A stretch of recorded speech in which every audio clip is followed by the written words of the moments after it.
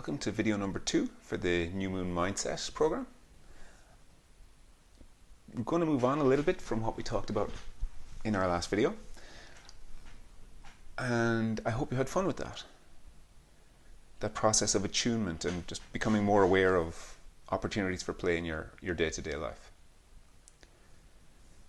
Fundamental to play is the idea that the process is the goal.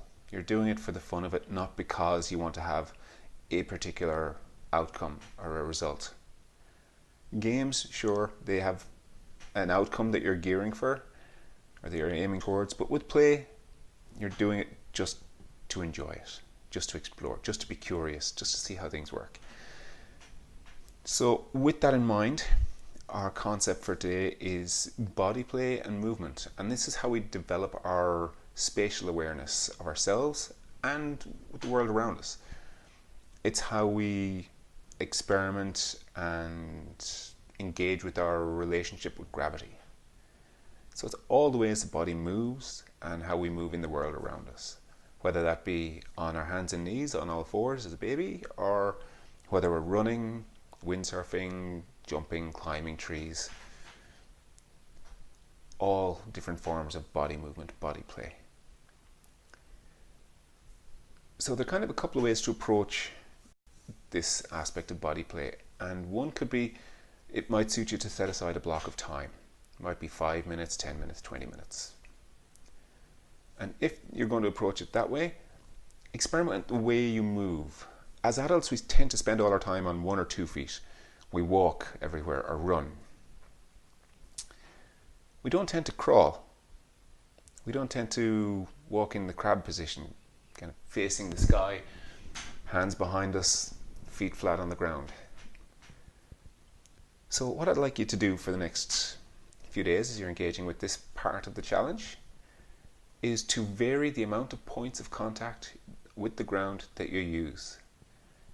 So you could do this indoors, outdoors, it doesn't matter, moving from one place to another with varied amounts of point of contact. Point of contact would be a hand, a foot, an elbow, a knee, your bum, your head, whatever part of the body you just want to let touch the ground. So that's the challenge there if you're going to set aside a block of time. How many points of contact can you work with? 1, 2, 3, 4, 6, 8, 9? Something to experiment with, have a little bit of fun with. If you find you're going to be caught for time, what you can do is you can introduce what I like to call random acts of play throughout your day. And with movement and body play, what these are these normal, small, insignificant tasks that we do on autopilot, but we can only do them on autopilot with our dominant hand. So to make this a little bit more fun and to again engage in playfulness and silliness, what we're going to do is a lot of those everyday tasks, I'd like you to do them with the wrong hand. So if you're right-handed like myself, try brushing your teeth with your left hand, or fastening buttons using the hands the opposite way. Or if you turn a lot at work, at home, as in physically just turn around, try turning the opposite direction. Pay attention to which foot you turn off of, whether you turn off the ball of the foot or off the heel. And vary those things. So play around, experiment, just to try and get your body moving a little bit differently. It doesn't have to be any massive shift, just a small little change. That's what we're looking for here with these random acts of movement, random acts of play. How do they feel? What else could you apply this to? So do experiment with these and do let us know how you get on.